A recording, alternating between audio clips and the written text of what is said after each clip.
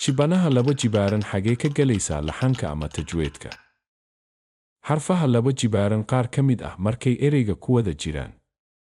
Midba dhawaaq gooni ah ayuu matali karaa. Isbeddelkaas waxa uu sabab ah. Assalaamu calaykum. Maanta waxaa wax ka baranaynaa sida xarfaha iskula shaqeeyaan iyo siday u kala baxaan iyo xiriirka ka dhexeeyo. Casharka maanta waa shibanaha. Shibanayaasha waxaa loo kala qaybiyaa 3 qaybood. Qaybta koowaad waxay u qaabilsan tahay dhinaca dhawaaqa. Waxayna kala yihiin shibanayaal mid kasta ayaga ka mid ah hal dhawaaq leh. Waxaana lagu magacaabaa single consonants. Iyo laba shibanayaal isku tegay oo hal dhawaaq leh ama matalaan.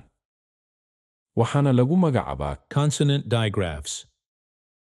Intaa uguda gelin qaybta koowaad.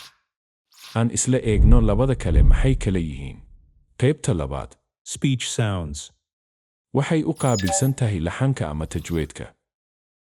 Ingiriishka tajweed ayuu leeyahay. Tusaale, xilligii madrasada ma lagu dhahay wa nuunu saakinun. Markii subaca ama casharka. Aan ku xusuusiyo. Nuun saakin hadday ku xigsadaan xarafaha qaar sida raa. Marka ku dhawaaqaysid nuunka waa la qariyaa. Sida hadda tusaalaha idinkaga muuqato.